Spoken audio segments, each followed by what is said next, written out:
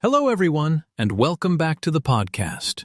Today, we're wading into waters that I think all of us feel rising around our ankles, even if we can't quite articulate why we're drowning. We're talking about the attention economy, but not just the superficial, put your phone down rhetoric. We want to dismantle the pervasive architecture of distraction that underpins modern society.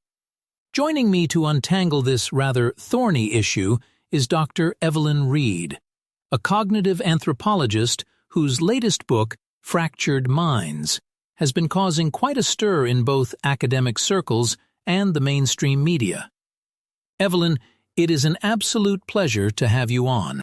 Thank you for having me, Henry. It's a privilege to be here. And I must say, your introduction encapsulates the exact premise of my work. We aren't just distracted, we are actively being disassembled, cognitively speaking. Disassembled. That's a highly evocative word and, frankly, a rather terrifying one. Let's delve straight into that. When you say our cognition is being disassembled, are we talking about an irreversible paradigm shift in how the human brain processes information?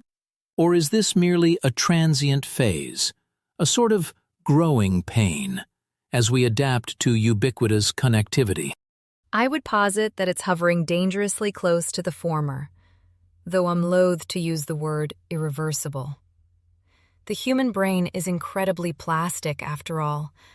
However, what we are witnessing isn't merely a shift in habit, it's a fundamental rewiring of our neural pathways. For millennia, our brains evolved to engage in sustained, deep contemplation. This was an evolutionary imperative for everything from tracking prey to developing complex philosophical frameworks. What we have now is an ecosystem that financially incentivizes the incessant fracturing of our focus. Every algorithm, every notification, is meticulously engineered to hijack our dopamine receptors. Right. And the insidious part is that it feels somewhat benign, doesn't it? We convince ourselves that quickly checking an email or scrolling through a feed for 2 minutes is a harmless palate cleanser for the brain. But in your book, you refer to this phenomenon as cognitive residue. Could you unpack that concept for our listeners? Absolutely. The term cognitive residue was actually coined by business professor Sophie Leroy, and it refers to the lingering mental fallout of shifting our attention from one task to another. Let's say you're immersed in writing a complex report or composing a piece of music, what Cal Newport famously calls deep work. If you glance at a text message, your brain doesn't just instantaneously pivot back to the deep work with zero friction. A substantial portion of your cognitive bandwidth remains tethered to that text message. I know that feeling all too well. It's like trying to sprint through a swimming pool. Exactly. The viscosity of the water in that metaphor is the cognitive residue. Now, imagine compounding that 50, 60, or 100 times a day. We are perpetually operating in a state of cognitive deficit. The tragedy isn't just that we are less productive. It's that we are gradually losing the capacity for nuance. Nuance requires sustained attention. It requires the ability to hold conflicting ideas in your mind simultaneously without rushing to a premature black and white conclusion. Which perfectly segues into the societal implications. If an entire populace is stripped of its capacity for nuance, we end up exactly where we are today, polarized, reactive, and utterly intolerant of ambiguity. We see it in the political discourse, certainly, but I also see it in the arts. As someone who consumes a lot of media, I feel like there's been a palpable homogenization of culture. Everything feels heavily derivative. You've hit the nail on the head. Originality, true, groundbreaking innovation, rarely emerges from a state of frantic multitasking. It necessitates long periods of boredom, introspection, and uninterrupted rumination. When was the last time you allowed yourself to be profoundly, excruciatingly bored? I legitimately cannot remember. If I'm in line at the grocery store for more than 30 seconds, I'm instinctively reaching for my phone to fill the void. It's almost a reflexive tic at this point. And that void is precisely where the magic happens.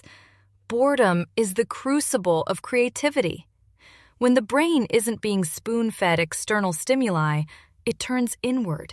It begins connecting disparate concepts, synthesizing experiences, and generating novel ideas. By eradicating boredom from the human experience, we are inadvertently suffocating our creative potential. We're trading idiosyncratic brilliance for algorithmically optimized mediocrity. That is a chilling indictment of the current state of affairs. Algorithmically optimized mediocrity. It makes me think about how creators themselves are trapped in this relentless treadmill. If you want to make a living, say, on YouTube or any other platform, you are essentially at the mercy of an opaque algorithm that demands constant, high-frequency output. How does one reconcile the need to survive in a capitalist, attention-driven economy with the imperative to protect one's intellectual integrity? That is the quintessential conundrum of our era, Henry. And it's inextricably linked to how we define value. Currently, the market equates value with engagement, clicks, views, shares. But engagement is a notoriously poor proxy for meaning. It's a profound misalignment. We are basically rewarding creators for producing highly engineered junk food for the mind, rather than a nutritious meal. And as a creator, you feel this immense pressure to conform. If you spend 6 months crafting a meticulously researched, highly esoteric documentary, the algorithm might bury it simply because it lacks a clickbait thumbnail or a sensationalist hook. Exactly. You are punished for depth. We've effectively created an environment where the tail is wagging the dog. The distribution mechanism now dictates the art, rather than the art dictating its ideal medium. This leads to what I refer to in the book as the commodification of the self. To survive financially, you can't merely be an artist or a thinker. You are coerced into becoming a monolithic brand. You have to carve your complex, multifaceted human identity into a digestible, two-dimensional avatar that the algorithm can effortlessly categorize and serve to a localized echo chamber. The personal brand. It's a completely exhausting endeavor. You have to constantly perform your own existence. But let's pivot slightly, because I don't want to leave our listeners wallowing in existential despair. If we acknowledge that the underlying infrastructure of the modern internet is fundamentally adversarial to deep thought, what is the recourse? Is it merely a matter of individual willpower? The classic, much-touted digital detox. Heavens no. I am deeply critical of the digital detox narrative. It places the onus entirely on the individual, which is incredibly absolving for the tech conglomerates that engineered this crisis in the first place. It's akin to telling someone breathing heavily polluted air that they just need to practice better breathing exercises. That is a brilliantly cynical yet accurate analogy. So, willpower is inherently insufficient when you're up against supercomputers. Precisely. You cannot out-willpower an algorithm that has been optimized by thousands of the world's brightest engineers to exploit your evolutionary vulnerabilities. We have to stop treating this as a moral failing of the individual. What we urgently need is structural mitigation. On a macro level, this involves legislative oversight, reevaluating data privacy laws, and fundamentally challenging the surveillance capitalism model. But what about the micro level?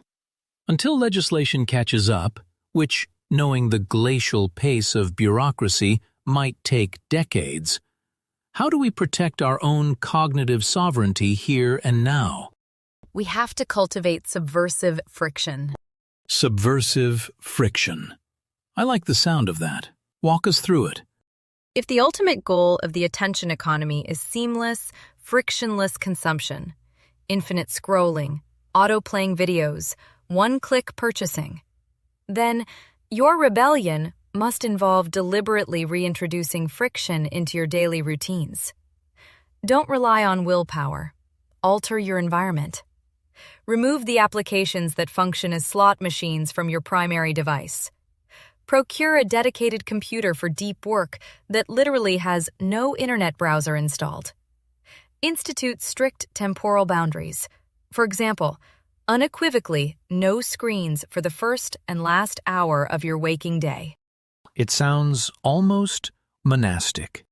It does. And perhaps a touch of digital monasticism is exactly what the zeitgeist requires. But I want to emphasize that it's not about deprivation. It's about reallocation. You are reclaiming that squandered cognitive bandwidth and reallocating it toward endeavors that yield enduring satisfaction. Read a difficult, dense book. Learn a tactile skill that requires immense patience, like woodworking or playing the cello. Engage in profound conversations where you don't glance at a glowing rectangle for 2 uninterrupted hours. Playing devil's advocate for a moment, Evelyn, there are those who would argue that we are merely romanticizing the past, that this ubiquitous connectivity has undeniably democratized access to information and allowed marginalized voices to find communities that were geographically impossible to form before. Is there not a dichotomy here that we must acknowledge? Absolutely. It is not a zero-sum game. And I am by no means a Luddite advocating for a return to the Stone Age. The democratization of access is a profound societal triumph. However, we must ruthlessly disentangle the access to information from the methods of consumption. The predicament isn't that we can connect globally. The predicament is that the platforms facilitating this connection are optimized for outrage and ephemeral engagement rather than meaningful discourse. We can cherish the connectivity while simultaneously demanding a less predatory architecture. So it essentially boils down to transitioning from being passive consumers of this architecture to conscious architects of our own digital ecosystems. Beautifully articulated. It's entirely about intentionality. The default state of modern life is distraction. If you do not actively, fiercely protect your attention, it will be harvested by default. Your attention is the most valuable commodity you possess. It is, quite literally, the very fabric of your lived experience. You must guard it jealously.